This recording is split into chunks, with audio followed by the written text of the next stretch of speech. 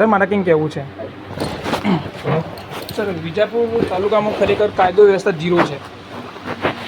Vijapur police અને Ladol police ના આનું એક કારણ એ છે દેખાવ અઠવાડિયું કરવાનું. 8મા દિવસ રામી. સમગ્ર ગુજરાતમાં લઠ્ઠાકાંડની ચર્ચાઓ ચાલી રહી છે ત્યારે વિજાપુર તાલુકામાં સામાજિક કાર્યકર તરુણ પટેલે અધિકારી સામે દારૂબંધીની પોલ ખોલી નાખી.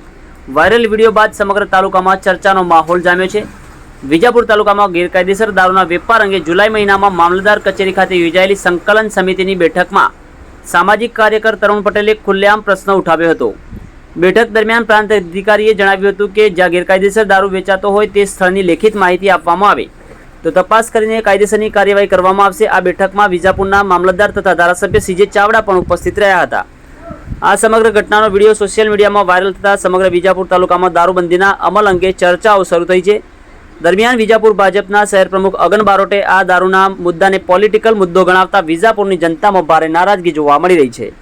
તેના જવાબમાં સામાજિક કાર્યકર તરુણ પટેલે સ્પષ્ટ અને કડક નિવેદન આપ્યું છે.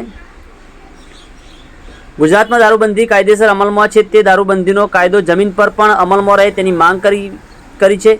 રાજકીય મુદ્દો નથી પરંતુ કાયદાના અમલની માંગ છે. જો ગેરકાયદેસર દારૂ સામે અવાજ ઉઠાવનારને રાજકીય કહી દેવામાં આવશે તો પછી ગેરકાયદેસર પ્રવૃત્તિઓ સામે અવાજ કોણ ઉઠાવશે? અનેક સવાલો જોવા મળી રહ્યા છે.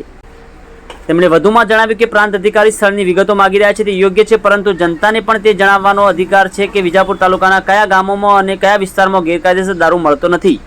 શું તંત્ર તેની લેખિત ખાતરી આપી શકે છે? તેથી આ મુદ્દાને પક્ષીય ચશ્માથી નહીં પણ જનહિતના દ્રષ્ટિકોણથી જોવાની જરૂર છે. તેમણે તંત્રને અપીલ કરી છે કે સોશિયલ મીડિયા પર નિવેદનો અને ચર્ચાઓમાં સમય પસાર કરવા કરતાં ગેરકાયદેસર દારૂના ધંધા સામે કડક કાર્યવાહી કરવામાં આવે. જનતાને નિવેદનો નહીં પરંતુ પરિણામ જોઈએ છે. વધુ સમાચારો અને અપડેટ્સ માટે જોતા રહો online TV news. Suresh Thakor Kheralu સાથે. યુટ્યુબમાં સબસ્ક્રાઇબ કરો, ફેસબુકમાં ફોલો કરો અને ઇન્સ્ટાગ્રામમાં ફોલો કરવાનું ભૂલશો નહીં. સર વિજાપુર તાલુકામાં ખરેખર કાયદો વ્યવસ્થા ઝીરો છે. વિજાપુર પોલીસ અને લાડોલ પોલીસ ના હું તમને સ્પષ્ટ વસ્તુ કહું સાહેબ, કાયદો છે ગુજરાતની અંદર તો દારૂ તો મળવો જ ના જોઈએ. બરોબર. રિસેન્ટલી અમને સોશિયલ મીડિયામાં વિડીયો શેર કર્યા છે. બરોબર. કોઈ પ્રકારનું અમલવાળા જ નથી કરતા. અમારા સમાજના પ્રમુખ, હા, અમારા સમાજના પ્રમુખ મંગળદા, બરોબર, બધા ભેગા થઈને સમાજમાં બધી સહીઓ કરાવડાવી છે. ચાવડા સાહેબે પણ સહી કરી છે આમાં.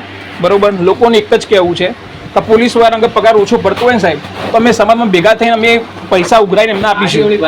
આની સ્પષ્ટ વસ્તુ સાહેબ, આનું કારણ છે, આનું એક મિનિટ સર, એનો આનું એક કારણ એ છે દેખાવ અઠવાડિયું કરવાનું. 8મા દિવસ રામીતા મુજબ ચાલુ. વિજાપુર તાલુકાના સમગ્ર ગામડાઓમાં મોટાભાગના 90% ગામના દારૂ વેચાય છે. આ ગામમાં અહીંયા વેચાય છે, આ ગામમાં અહીંયા વેચાય છે, આ ગામમાં અહીંયા વેચાય છે, એવું આપો સાહેબ. પોલીસોમાં બધી ખબર સાહેબ, એવું નથી સ્પષ્ટ. વિજાપુર તાલુકામાં પાર્લરમાં મળે સાહેબ, બીજું શું કહેવાનું? જગ જાહેરને પબ્લિકને ખબર છે.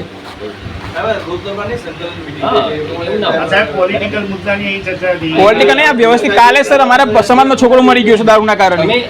પોલિટિકલ મુદ્દો છે મિત્ર. તમે સ્પેસિફિક રજૂઆત આપો કે આ જગ્યાએ આવું થાય એવી તમે મને વિગતવાર આપો, આપણે તપાસ કરીએ. બરાબર. એવું ના હોય સર, તપાસ તો એમને કરવી પડે ને. આ લેટ અમે આવેદનપત્ર, અમે તો સર જો અમે તો સમાજના બધા ભેગા થઈને આવેદનપત્ર આપવા જવાના છીએ. કાયદો હશે ને સાહેબ, કાયદાનું પાલન થાય એ કરાવડાવો, બીજું કંઈ નહીં.